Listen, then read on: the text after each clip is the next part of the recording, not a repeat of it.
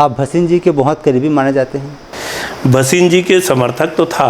अगर जो प्रेम प्रकाश पांडे उनके सामने थे, भाजपा के कद्दारवान नेता हैं, वो नहीं जीत पाए। नहीं जीत नहीं पाए, नहीं हम वही बोले ना, जीते जीते रह गए। आदिवासी चेहरा को सीएम, सामान्य वर्ग से डिप्टी सीएम और ओबीसी से डिप्टी सीएम, क्या ये लोकसभा चुनाव को देखते हुए ऐसा सब बनाया गया ताकि जो जनता है, वोटर है, उनको साथ सके? हम लोग जात पात की या धर्म की राजनीति भारतीय जनता पार्टी कभी नहीं की। उसके बाद भी रोजगार के लिए कहीं ना कहीं युवा भटक रहे हैं, तो इसके लिए भी कुछ रोड मैप बना के रखे हैं आने वाले 5 साल के लिए? बड़े सौभाग्य की बात है, आपने मुझे एक क्वेश्चन किया। जी, आने वाले 5 साल के लिए क्या रोड मैप तैयार करके रखे कि इस दिशा में भिलाई को आगे बढ़ाना है? देखो, छत्तीसगढ़ के हित में, छत्तीसगढ़ के विकास में, छत्तीसगढ़ के लोगों को सम्मान बढ़े, ऐसे छत्तीसगढ़ की जनता के लिए भारतीय जनता पार्टी काम करेगी।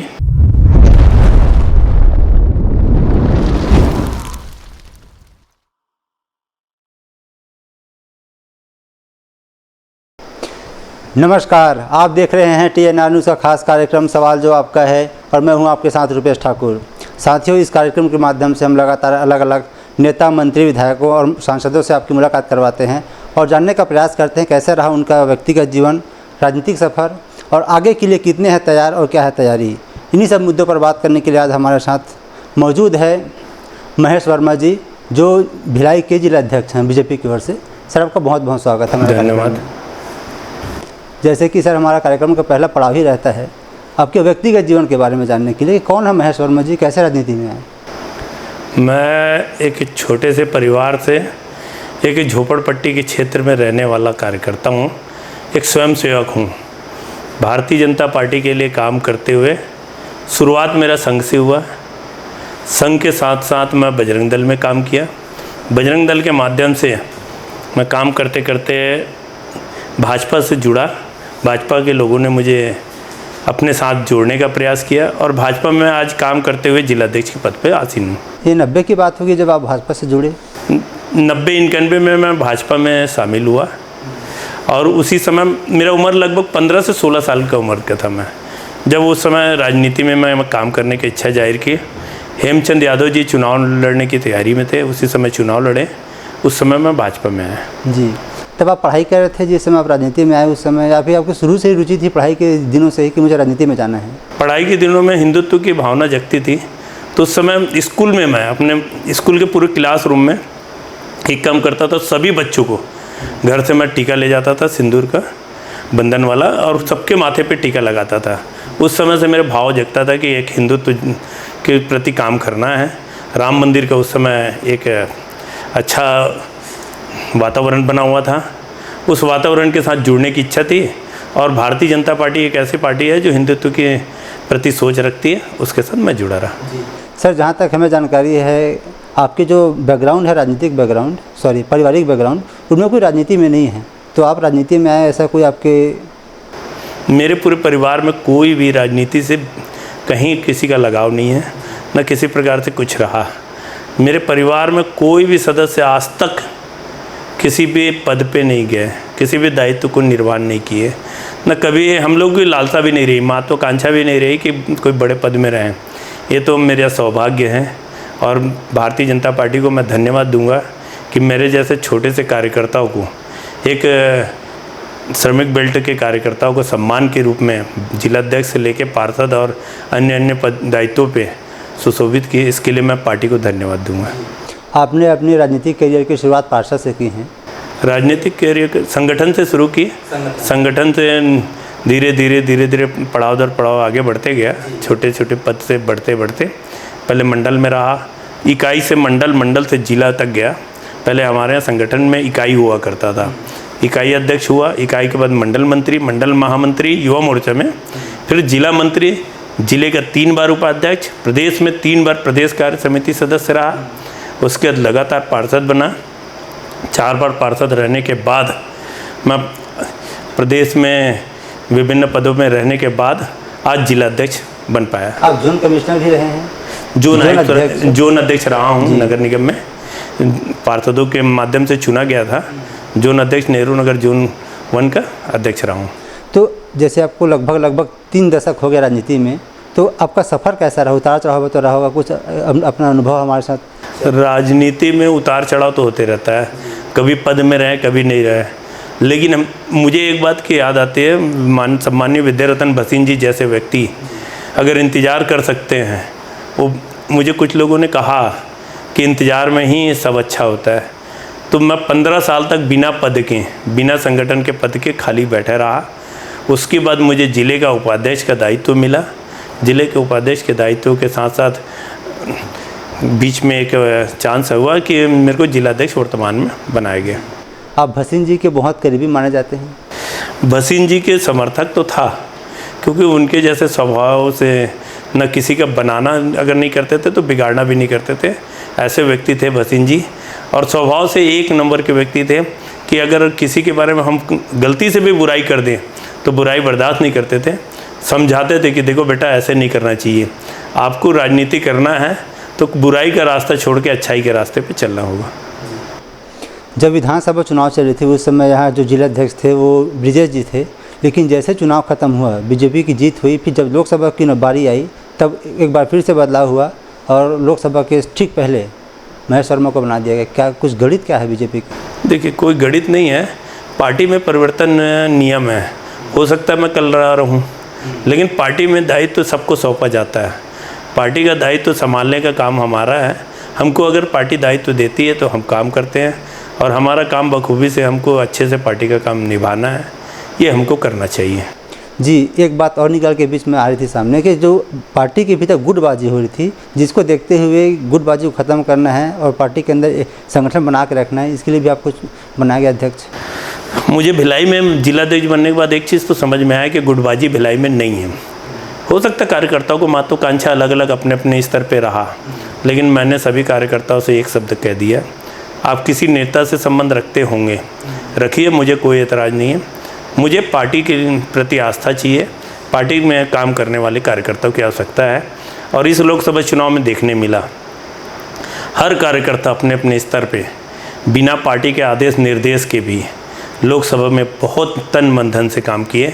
ऐसे समर्पित कार्यकर्ता, कर्मठ कार्यकर्ता भारतीय जनता पार्टी में ही मिल सकते हैं। जी, अगर आंकड़ों की बात किया जाए, जब 2018 का समय था तब 5 और 1 था, 5 कांग्रेस के पास और 1 बीजेपी के पास, और जब 23 का चुनाव आया तो जस्ट इसके उल्टा हो गया आंकड़ा, अभी 5 बीजेपी के पास है, कांग्रेस के पास है भिलाई शहर। तो ऐसा क्या हुआ? ऐसा मतलब संगठन में जब काम करते हैं तो आप लोग को पता रहता होगा कि जनता के बीच जा रहे हैं। उस समय कांग्रेस की सरकार थी, कांग्रेस की सरकार, आप देख रहे थे नरवा गुरवा गरवा बाड़ी, ये करते करते वो पूरे छत्तीसगढ़ को बर्बाद कर दिए थे। राजीव युवा मितान के नाम से पैसे की उगाही, कई प्रकार से अन्य अन्य कार्यक्रम उनके माध्यम से चलाया गया, लेकिन हर कार्यक्रम फ्लॉप हो रहा। भारतीय जनता पार्टी के हर कार्यकर्ता एक ही काम में लगे रहे कि हमको संगठन के माध्यम से अपने क्षेत्र में, अपने मोहल्ले में, अपने गली में काम करना है। उसी का असर रहा कि भारतीय जनता पार्टी विजयश्री हासिल की, और इस विजयश्री में हर कार्यकर्ता को मेहनत है, छोटे से छोटे कार्यकर्ता, बड़े से बड़े नेताओं का सबका आशीर्वाद प्राप्त हुआ। इसलिए हम 5-1 में आ पाए। हम 5 सीट जीते, कांग्रेस 1 में सिमट गई, वो 1 हम जीतते जीतते रह गए, वो भविष्य में वो भी सीट जीतेंगे, ऐसे मैं उम्मीद करता। ऐसा क्या कारण रहा कि उनके ऊपर महादेव सर टाइप का भी आरोप लगा है, कोल घोटाले का भी आरोप लगा, उसके बाद भी वो जीत कर आ गया? जो प्रेम प्रकाश पांडे उनके सामने थे, भाजपा के कद्दारवान नेता हैं, वो नहीं जीत पाए। नहीं, जीत नहीं पाए, नहीं, हम वही बोले ना, जीतते जीतते रह गए। हो सकता है जनता के प्रति हमारे मन में कुछ कमियां, हमारे में कमी रही होगी, हमारे कार्यकर्ता में उतना मेहनत नहीं कर पाए जितना हमको करना चाहिए था, या किसी प्रकार से सरकार का उनको लाभ मिला उस जगह। भिलाई जैसे शहरों में, भिलाई एक मिनी इंडिया है, और उस मिनी इंडिया में हम कह सकते हैं कि भिलाई की जनता की नेचर के हिसाब से थोड़ा सा परिवर्तनशील तो है जनता, लेकिन पांडे जी को थोड़ा 1000-1200 वोट से हार मिली। वो हार हम स्वीकार किए और हमें स्वीकार करना चाहिए, लेकिन भविष्य में उस सीट को हम अच्छे बहुमत से जीतेंगे, अच्छे लीड से जीतेंगे, इसकी मैं विश्वास दिला सकता हूँ। जी, कांग्रेस का कहना है कि जो 5 साल कांग्रेस सरकार की रही है, जो बीजेपी का 15 साल का सरकार था, उससे कंपैरिजन किया जाए तो बहुत अच्छा डेवलपमेंट हुआ है, और जो योजनाएं बनाई गई है वो जनता के हित के लिए है। कांग्रेस ने 5 साल में जो काम किए, महादेव सट्टा, शराब घोटाला, कोयला घोटाला, छत्तीसगढ़ को कर्जे में डुबाना, जिन किसानों की बात करने वाले कांग्रेस जो है, खाद घोटाला, ऐसे ऐसे अन्य घोटाला। मैं किसान पुत्र हूँ, मुझे मालूम है कि हमारे साथ क्या स्थिति बनाया कांग्रेस के लोगों ने। भूपेश बघेल जी कहते हैं कि मैं किसान का बेटा हूँ। किसानों के लिए क्या सोचे? एक कर्जा माफ़ी एक बार 4 किस्त में पैसा देते थे, वो भी 5 किस्त में काट देते थे। ऐसे ऐसे अन्य अन्य कार्य किए जो फ्लॉप्स हो रहा, इनका पूरा टोटल फ्लॉप्स हो कार्यक्रम रहा कांग्रेस का। छत्तीसगढ़ को कर्ज में डुबाने का काम किए, छत्तीसगढ़ को बर्बाद करने का काम किए, छत्तीसगढ़ को बदनाम करने का काम किया। ये कांग्रेस पार्टी बदनाम करने का काम ही की छत्तीसगढ़ को। घोटाले की बात एक तरफ है सर, लेकिन अगर बात की जाए किसानों की, तो जो 2500 क्विंटल धान खरीदी का है, कहीं ना कहीं बीजेपी को मजबूर किया है कि आप भी आइए मैदान में, जितना ज़्यादा बढ़ा के धान खरीदी कर सकते हैं उतना खरीदिए, तब आपको जनता स्वीकार करेगी। देखिए, आप देख सकते हैं किसान क्षेत्र में हम जीते, लेकिन शहरी बेल्ट में भी जीते हमने। तो वहाँ पे तो किसान का बात नहीं था। हम जनता के हित में काम करने वाले लोग हैं। भारतीय जनता पार्टी के कार्यकर्ता 5 साल सेवा करती हैं अपने अपने वार्डों में, अपने अपने क्षेत्रों में, अपने अपने मोहल्ले में। उसका फल हमको मिला कि भारतीय जनता पार्टी के कार्यकर्ता अपने क्षेत्रों में जो काम किए, मोहल्ले में काम किए, उसका असर हमको मिला और जीत हासिल की है। हर कार्यकर्ताओं का मैं आभार प्रकट करूंगा कि उन सभी कार्यकर्ताओं का आशीर्वाद विधानसभा में मिला, इसी प्रकार से अभी लोकसभा में मिला। लोकसभा में हम छत्तीसगढ़ में 11 की 11 सीट भी जीतेंगे। जी, एक और बात ये निकल के सामने आ रही है कि जो छत्तीसगढ़ की आधी आबादी है, महिलाएं, उनको बीजेपी अपने तरफ खींच ली। कैसे खींच लिए? जो महतारी वंदन योजना है, उनके माध्यम से लगातार घर घर जाए कार्यकर्ता फॉर्म डलवाएं, फॉर्म भरवाएं हैं रात भर। तो इस वजह से उनका विश्वास जीतने में सफल होगी बीजेपी, और कांग्रेस को हार का सामना करना पड़ा। महतारी वंदन के रूप में हमने बहनों को सम्मान दिया, किसी प्रकार से लालच नहीं दिया है। बहनों को अगर सम्मान देना किसी प्रकार से गलत है तो स्वीकार है। बहनों को हमने सम्मान स्वरूप जो एक महतारी वंदन योजना का लाभ पहुंचाया, वो हमारा अधिकार था और हमारे घोषणा पत्र में था। हमने घोषणा पत्र में कहा था कि हम महतारी वंदन के तहत 1000 रुपये महीना, साल का 1200 रुपये देंगे। ये हम पूर्ण किए। हमारी सरकार में हमारे बड़े नेताओं ने जिस भी प्रकार से वादा किया, उन सभी वादों को पूरा करने का प्रयास किए। और कुछ वादा अभी बची है, उसको भी हम तत्काल, अभी आचार संहिता अगर नहीं लगी रहती तो अभी पूर्ण हो जाता है। भाजपा सरकार बोली कि हम आएंगे 1,000 रुपये देंगे, कांग्रेस भी बोली कि हम आएंगे आपको 12,000 रुपये देंगे, 15,000 देंगे। तो बीजेपी के बातों पे विश्वास करना और कांग्रेस के बातों पे विश्वास ना करना, इसके पीछे कारण क्या लगता है कि जो 5 साल का सरकार है कांग्रेस का, वो कितना सफल हो पाई, नहीं हो पाई, जनता तक कितना पहुंचा पाए? आपने सच कहा कि हमारे बातों पे विश्वास करना। हमारे पास मोदी जी की गारंटी है, विष्णुदेव सरकार की गारंटी है, हमारे साथ विश्वास है, भारतीय जनता पार्टी पे भरोसा है। कांग्रेस कहती थी ना भूपेश पे भरोसा है, भूपेश पे भरोसा नहीं था। भूपेश ने जिस प्रकार से छत्तीसगढ़ की जनता के साथ धोखा किया, मक्कारी किया, बेईमानी किया, कोयला घोटाला, शराब घोटाला, अन्य अन्य घोटाले किए, जिसमें सब ईडी के दफ्तर में और कोर्ट कचहरी के चक्कर काट रहे हैं। इसके लिए भिलाई की जनता और पूरे छत्तीसगढ़ की जनता देखी है। इसलिए मतदान करते समय उन्होंने निर्णय लिया कि भारतीय जनता पार्टी का कमल फूल है, जिसके दम पे ही देश चल सकता है। ऐसे बेईमानों को, कांग्रेस वाले बेईमानों को हटा सकते हैं तो भारतीय जनता पार्टी को मतदान करना चाहिए, यह सोच रहा है। जी, इस बार विधानसभा चुनाव में लोकल मुद्दे क्या रहे हैं, या अगर ये कहें कांग्रेस का जो घोटाला जैसे बहुत से आरोप लगे हैं, घोटाला वाला मुद्दा था, या फिर जो बीजेपी का 15 साल का सुशासन था वो मुद्दा था, कि अभी लोकल मुद्दे थे, इस बार क्या हावी था? विधानसभा चुनाव में जैसे वैशाली नगर के लिए बोल सकते हैं, वैशाली नगर में भसीन जी का काम, भारतीय जनता पार्टी का कार्यकर्ताओं का काम, हमारे मोदी जी की योजनाओं का जनता को लाभ दिलाना, लाभार्थियों को लाभ दिलाना। कई प्रकार से प्रधानमंत्री आवास योजना जो केंद्र सरकार दे रही थी, उसको राज्य सरकार रोकने का प्रयास किया। आयुष्मान भारत योजना का लाभ नहीं दिलाना, ये सब कांग्रेस के विरुद्ध गया। मतदान होना यही हमारे फायदे को अंदर। अगर आपसे पूछा जाए कि कांग्रेस का ऐसा कौन सा योजनाएं हैं जिसको भाजपा को अभी भी कंटिन्यू करना चाहिए, तो एक आध दो ऐसा कुछ बता सकते हैं? कांग्रेस की कोई भी योजना ऐसे नहीं लगती जिसको कंटिन्यू किया जा सके, क्योंकि एक बेरोजगारी भत्ता था, उसको हमने लागू कर दिया, बेरोजगारी भत्ता चल रहा है। उसके सिवा कोई योजना ऐसे नहीं है जो कांग्रेस का हित, छत्तीसगढ़ के हित कर हो, जिससे हमको लाभ मिले या हमारे आम जनता को लाभ मिले, ऐसे कोई हित कर नहीं रहा। अभी तक छत्तीसगढ़ में भाजपा 50 से ऊपर नहीं आई है, इस बार 54 सीटें जीत कर आई है। क्या लगता है कि ऐसा क्या माहौल बना होगा जिस वजह से भाजपा को इतनी बड़ी जीत मिली? कांग्रेस के लोगों के कर्म और हमारे कार्यकर्ताओं की मेहनत जो है उसका लाभ मिला। कार्यकर्ता 5 साल से लग गया था कि जब हम 15 साल से सरकार में थे तब से हम बीच में जो गैप हुआ 5 साल कांग्रेस की शासन आई, तो कार्यकर्ताओं को लगने लगा कि हमारे साथ गलत हो गया, जनता में हमने कुछ कमी कर दी जिस कारण से हमको हटना पड़ा। उसको मेहनत करते हुए हमारे हर कार्यकर्ता डोर टू डोर घूमना, लोगों की समस्या को हल करना, लोगों के बीच में जाना, जनता को कुछ हर योजना का लाभ दिलाना, मोदी जी की योजना के बारे में बताना, ये सब भारतीय जनता पार्टी के कार्यकर्ताओं ने किया।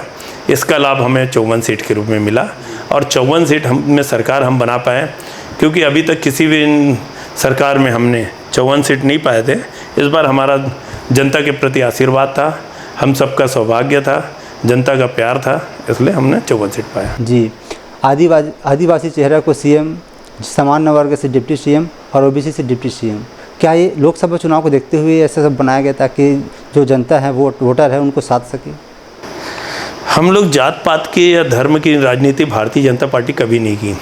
भारतीय जनता पार्टी योग्यता देखती है, क्षमता देखती है, कार्य क्षमता देखती है, पार्टी के प्रति उनका समर्पण देखती है और उनको उनकी योग्यता के हिसाब से, उनकी समर्पण के हिसाब से अपने विधायकों में से 54 विधायकों में से चुनना था। तो हर समाज को सम्मान देना था। अगर आदिवासी समाज को हमने मुख्यमंत्री बनाया, हमने ओबीसी समाज को उप मुख्यमंत्री बनाया, हमने सामान्य वर्ग को उप मुख्यमंत्री बनाया, कहीं ना कहीं आप देखेंगे पूरी तालमेल बहुत अच्छे ढंग से भारतीय जनता पार्टी ने एक जगह बनाने का प्रयास किया। और लोकसभा में हमें लाभ लेने के लिए नहीं किया हमने। लोकसभा से पहले हम विधानसभा में जीत चुके थे।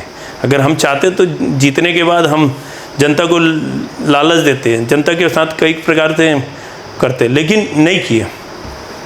जी, एक और बात निकल के आ रही है, जैसे कि अब बात करते हैं चुनाव की, तो चुनाव में बहुत बड़ा पहलू रहता है कास्ट फैक्टर। तो ज़्यादातर देखते हैं कि अलग अलग पार्टी अलग अलग कास्ट समुदाय को अपने तरफ खींचने का प्रयास करती है। इस बार भी वैसे ही रहा। तो हिंदुत्व बनाम दूसरे समाज को जो दूसरा समाज होता है उस पर भी राजनीति हुई है, तो इसका भी कहीं ना कहीं फैक्टर है, जैसे कि बीरनपुर हिंसा हो गया। कांग्रेस एक ऐसी पार्टी है जो धर्म की राजनीति करने वाली कांग्रेस पार्टी है। आप देख सकते हैं कभी भी अगर आज टीएमसी जिस प्रकार से मुस्लिम आरक्षण की बात कर रही थी, कांग्रेस मुस्लिम आरक्षण की बात कर रही है। भारतीय जनता पार्टी कभी ये नहीं कहा कि सिंगल हिंदू के नाम से नहीं लड़ती। भारतीय जनता पार्टी सर्व समाज के नाम से लड़ती है, सर्व धर्म के नाम से लड़ती है, सबके साथ सबका विकास, सबका विश्वास, सबका प्रयास के आधार पर लड़ती है। भारतीय जनता पार्टी कभी नहीं कही कि हम एक धर्म एक जाति विशेष के लिए लड़ रहे हैं। हमारा ये निर्णय रहता है कि सर्व समाज के लिए हम कोई भी योजना बनाते हैं, सर्व समाज के लिए बनाते हैं। भारतीय जनता पार्टी कभी किसी प्रकार से धर्म और जाति की राजनीति नहीं करती।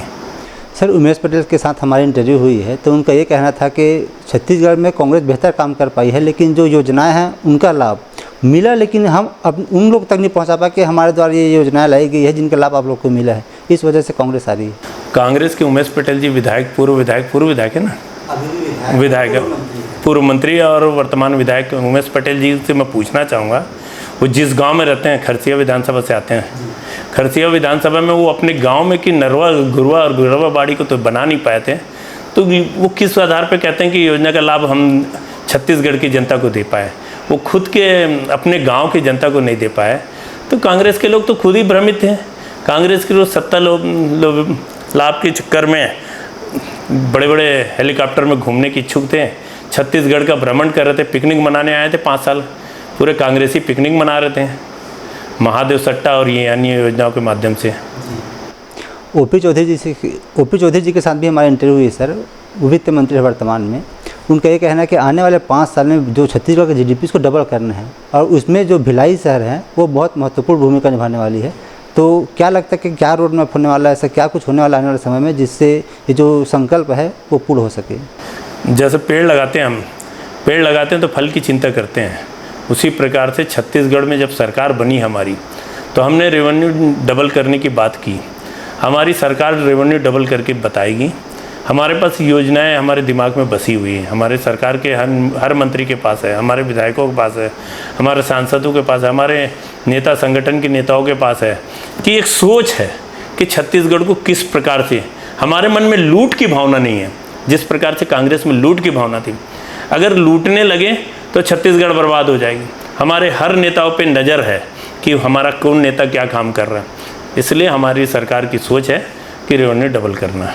जी, अभी जो फिलहाल में कैबिनेट मंत्री हैं, कैबिनेट है सहायक कैबिनेट, उनमें ज़्यादातर चेहरे ऐसे हैं जो नए हैं, पहली बार जीत कर आए हैं, तो नए चेहरे पर विश्वास करना और अनुभव को कहीं ना कहीं पीछे रखना कितना सही मानते हैं आप? अनुभव को पीछे नहीं किए, अनुभव हमारे साथ है, अनुभव का हमको लाभ मिल रहा है और उन सब से बैठकर हमारे यहाँ पार्टी में निर्णय होता है। हमारे घर में क्या परिवार चलता है, इस परिवार के तहत हमने निर्णय लिया। हमारी पार्टी में अनुभवी हमको सहयोग कर रहे हैं और नए युवाओं को मौका दे रहे हैं। ये भारतीय जनता पार्टी है जिसमें नए लोगों को मौका मिलती है। आज मैं कम उम्र का लड़का, आज भिलाई ज़िले का अध्यक्ष हूँ। आप जिस शहर के बारे में बोल रहे थे कि यहाँ से रेवेन्यू डेवलप अच्छे से कर सकते हैं, अच्छे विकास हो सकता है यहाँ के माध्यम से, भिलाई का, इस शहर का मैं अध्यक्ष हूँ। तो सोच सकते हो कि आप पार्टी सेकंड लाइन के बारे में भी सोच रही है, फर्स्ट लाइन को तो महत्व दे ही रही है, लेकिन सेकंड लाइन को भी महत्व देते हुए आगे अपना रास्ता बना रही है। जी सर, लोकसभा की बात करते हैं। 3 चरणों का चुनाव छत्तीसगढ़ में पूरा हो चुका है और भारत में 5 चरणों का चुनाव हो चुका है, बस 2 चरणों का और बचा हुआ है। राजेंद्र साहू और विजय बघेल जी दोनों का मुकाबला यहाँ हो रहा है दुर्ग में, तो क्या लगता है आपको, जब जनता के बीच गए, चुनाव का परसेंट जैसा रहा उस हिसाब से कितना पड़ा? एक तरफा हमारा जीत हासिल है। कारण ये है कि राजेंद्र साहू के कार्यकर्ता बैठने के लिए, बूथों में बैठने के लिए कांग्रेस के पास कार्यकर्ता नहीं था। राजेंद्र साहू द्वारा प्रयास किया गया, उनके लिए एक भी नेता प्रचार करने, बड़े नेता नहीं आए, धरती पे उतरने की प्रयास भी नहीं किए। उनके लोग, कांग्रेस के लोग भाजपा के लिए काम करते दिखे, लेकिन कांग्रेस के लिए काम नहीं किए। ये दुर्भाग्य है। हमने इस चुनाव में 7,000 कांग्रेस के और अन्य पार्टी और अन्य समाज के लोगों को पार्टी में ज्वाइन कराया। ये हमारा सौभाग्य है। कांग्रेस के साथ ये स्थिति बनी कि बूथों में कोई नहीं बैठ पाया। तो हमें ये विश्वास है कि हमारा लक्ष्य 6 लाख से प्लस से जीतेंगे, जीत रहे हैं। तो मार्जिन आप लोग पहले से सोच के रखे कि जीत का मार्जिन इतना होना है? हो जाएगा, उतना होना चाहिए।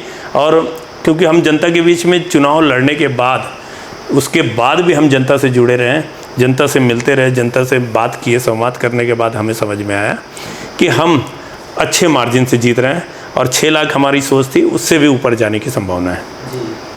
एक फैक्टर ये भी रहा जो ईडी, सीबीआई और जो आईटी का लगातार रेड पड़ता है छत्तीसगढ़ में, इस वजह से, और एक और बहुत बड़ी कारण ये भी रहा जो सीज कर दिया गया खाते को, इस वजह से उन लोग अपना खर्चा नहीं कर पा रहे जो चुनाव में होना चाहिए, खर्चा जहाँ पे लगना चाहिए। इस वजह से भाजपा एडवांटेज ले रही है इसका। कांग्रेस कहती है कि थाना बंद कर देनी चाहिए, चोर अगर चोरी करे तो थाने बंद कर दो, चोर को मत पकड़ो। यानी कांग्रेस को ईडी सीडी से डर इसलिए है कि वो चोरी किए हुए हैं, उनके मन में पाप है। ईडी सीडी आ रहा है, अपना खुला किताब है, दिखा दो भैया, अगर आप गलत नहीं हो तो क्यों चिल्लाते हो? ये तो वही वाली बात है ना कि थाना खोलें, थाना बंद कर दो, चोर को चोरी करने दो। आप चोरी किए हो तभी तो डर रहे हो, डर आपके मन में है। तो कांग्रेस के लोगों को सोचना चाहिए कि ईडी सीडी किसी के घर बगैर जानकारी के नहीं जाती, और जानकारी पुख्ता रहने के बाद, जाने के बाद हमें पूर्ण विश्वास है कि कांग्रेस के बहुत सारे नेता, जिस प्रकार से जिनका नाम महादेव आईडी में, कोयला घोटाले में, मैं जिस वार्ड का पार्षद हूँ, मुझे मालूम है उस वार्ड में सौम्या चौरसिया जी रहती थी, उनके घरों से छापा पड़ा, आज जेल में 1.5 साल से। तो कांग्रेस के साथ तो ये बुरी स्थिति बननी है। कांग्रेस के कई कार्यकर्ता और नेता ये बोल रहे हैं कि अच्छा हो गया कि भूपेश बघेल जी यहाँ से चुनाव नहीं लड़े लोकसभा के लिए, अगर लड़ते तो विजय बघेल जी का जमानत जब्त हो जाता। भूपेश बघेल तो डर के भागे हैं, पलायन किए हैं यहाँ से। कांग्रेस के कार्यकर्ता क्या बताएंगे? वो तो चाह रहे थे कि भूपेश बघेल यहाँ से चुनाव ना लड़े, कहीं से चुनाव ना लड़े, क्योंकि बर्बाद बंटाधार तो पूरा भूपेश बघेल और उनके पिताजी किए थे। उनके द्वारा जिस प्रकार से बर्बाद करने का काम किया गया छत्तीसगढ़ को, जिसके कारण कांग्रेस के लोग को शर्मसार होना पड़ा। कांग्रेसी बोलते हैं कि भूपेश बघेल रहता तो और बर्बाद हो जाते, विजय बघेल 10 लाख से ना जीत जाए, ये स्थिति बन सकता था। देवेंद्र यादव जी इस बार बिलासपुर से लड़ रहे हैं, तो उनको भी ये दावा किया जा रहा है कि इस बार बदलाव होगा, कम से कम 5 से 6 सीट बीजेपी कांग्रेस इस बार जीत के ला रही है। छत्तीसगढ़ में कांग्रेस एक भी सीट नहीं जीतेगी। वही देवेंद्र यादव आज से 3 महीना पहले भिलाई की धरती में हाथ रख के कसम खाया था कि मैं भिलाई में हारूं या जीतूं, भिलाई शहर को नहीं छोड़ूंगा। सेम घटना वहाँ जाके वहाँ की मिट्टी उठा के ऐसे करके मुंह में रख के बोलते हैं और सर में माथे में ऐसे कर रख के कहते हैं कि मैं कसम खाता हूँ कि हारूं या जीतूं, बिलासपुर को छोड़ के नहीं जाऊँगा। तो दोनों जगह की जनता के साथ धोखा करना देवेंद्र यादव की फितरत में है। और मैं देवेंद्र यादव भाई को समझाऊंगा कि आप जैसे लोगों को, समझदार लोग हो, आपको समझना चाहिए भिलाई की जनता के पास अलग कसम खाना और बिलासपुर की जनता के साथ अलग कसम खाना, ये आप जनता के साथ धोखा कर रहे हो और ऐसे करना नहीं चाहिए। इस बार कितनी सीटें जीतेंगे? छत्तीसगढ़ में 11 से 11 सीट जीतेंगे और वो अच्छे मतों से जीतेंगे। अभी फिलहाल अटल जी की सपनों को साकार करेंगे। अटल जी का सपना था कि आप 11 की 11 सीट दो, हम छत्तीसगढ़ बनाएंगे, लेकिन हम लोगों ने में कुछ कमी रही कि हम 11 सीट नहीं दे पाए थे अटल जी को। लेकिन अटल जी की सपना पूर्ण करने के लिए हम 11 की 11 सीट इस बार देने जा रहे हैं। विपक्ष इस बार इंडिया गठबंधन बनाकर लड़ रही है, बहुत मजबूती के साथ लड़ रही है और साथ साथ ये भी बोल रही है कि इस बार संविधान और स्वतंत्रता, डेमोक्रेसी दोनों को बचाने की खतरा है। तो इस बार हम लोग अच्छे से परफॉर्मेंस करेंगे और बीजेपी को उखाड़ फेंकेंगे। संविधान की बात करने वाले संविधान की आज ममता बनर्जी स्वयं बोल दी, कल बोली कि मैं कोर्ट को नहीं मानती। तो संविधान बचाने के बाद हमको करना चाहिए। संविधान बचाने के लिए हमारे भारतीय जनता पार्टी को कहना चाहिए कि हम संविधान बचाने के लिए चुनाव लड़ रहे हैं। वो तो संविधान को बर्बाद करने के लिए, संविधान को लूटने के लिए ये कांग्रेस और इंडी गठबंधन, पूरे इंडी गठबंधन जो है कोई इंडिया गठबंधन नहीं है, ये एक परिवार का गठबंधन है जो अपने परिवार की राजनीति को बचाने के लिए चुनाव लड़ रहे हैं। रोज़गार की भी एक समस्या है, बहुत ज़्यादा है, क्योंकि ये डेवलप सिटी में गिनती आती है भिलाई। उसके बाद भी रोज़गार के लिए कहीं ना कहीं युवा भटक रहे हैं, तो इसके लिए भी कुछ रोड मैप बना के रखे हैं आने वाले 5 साल के लिए। बड़े सौभाग्य की बात है, आपने मुझे एक क्वेश्चन किया, मैं इस बात को जवाब दे सकता हूँ। भूपेश बघेल जी आज से 8 महीना पहले, 10 महीना पहले एक बात बोलते थे कि छत्तीसगढ़ में 0.8% बेरोजगारी है। किस आधार पे कांग्रेस के लोग कहते हैं कि बेरोजगारी है? अब जब 0.8% की बात करने वाले कांग्रेसी बेरोजगारी की बात करते हैं, छत्तीसगढ़ में बेरोजगार अगर संख्या अधिक होती तो कांग्रेस के लोग ये पॉइंट नहीं बताते, 0.8%, 0.6% बताना चालू कर देते कि छत्तीसगढ़ में बेरोजगारी ख़त्म हो गई। और बेरोजगारी ख़त्म होने की बात करने के बाद बेरोजगारी भत्ता चालू करना कांग्रेस की ये नाकामी है। और ये ऐसे कांग्रेस के लोगों को इसीलिए जनता सबक सिखाई। जी, आने वाले 5 साल के लिए क्या रोड मैप तैयार करके रखे कि इस दिशा में भिलाई को आगे बढ़ाना है? देखो, छत्तीसगढ़ के हित में, छत्तीसगढ़ के विकास में, छत्तीसगढ़ के लोगों को सम्मान बढ़े, ऐसे छत्तीसगढ़ की जनता के लिए भारतीय जनता पार्टी काम करेगी। उसके लिए योजना बना चुकी है और एक एक दर आगे बढ़ते जाएंगे हम लोग और उसको अच्छे से हम लोग लागू करते हुए सरकार में लाभ दिलाएंगे। महेश वर्मा जी अपना राजनीतिक भविष्य कहाँ तक देखते हैं? महेश वर्मा महत्वाकांक्षी व्यक्ति नहीं है। मुझे राजनीति में सेवा करने आया हूँ मैं। आज मैं जिलाध्यक्ष हूँ, हो सकता है मैं कल ना रहूँ, लेकिन मुझे कोई उम्मीद भी नहीं रहता कि मैं बड़े पद में जाऊँ। नहीं तो मैं सांसद, विधायक और ये सब के लिए टिकट मांगने लाइन में खड़े हो जाता। मैं कोई उम्मीद भी नहीं करता। मैं बहुत संतुष्ट था, पार्षद था तो, और जिलाध्यक्ष में भी संतुष्ट हूँ। उससे आगे के बारे में मैं नहीं सोचता। अगर पार्टी को जहाँ मुझे उचित स्थान लगेगा, वहाँ पार्टी जहाँ बोलेगी सेवा करने के लिए, मैं वहाँ काम करने के लिए तैयार रहूँगा। सर, आप हमसे जुड़ी इसके लिए बहुत बहुत धन्यवाद। जाते जाते हमारे माध्यम से कुछ संदेश देना चाहेंगे? छत्तीसगढ़ की जनता को एक मेरा संदेश रहेगा कि आप सबका आशीर्वाद देश हित में, राष्ट्र हित में समर्पित रहे। आपका प्यार सदा भारतीय जनता पार्टी और स्वयंसेवकों के प्रति बने रहे, संघ के प्रति बने रहे। आपका आशीर्वाद, आप सबको प्यार। आप सुन रहे थे महेश वर्मा जी को। फिलहाल इस कार्यक्रम में इतना ही। अगली बार आपसे फिर होगी मुलाकात एक नए कार्यक्रम में, नए मेहमान के साथ। तब तक के लिए अनुमति दीजिए। नमस्कार।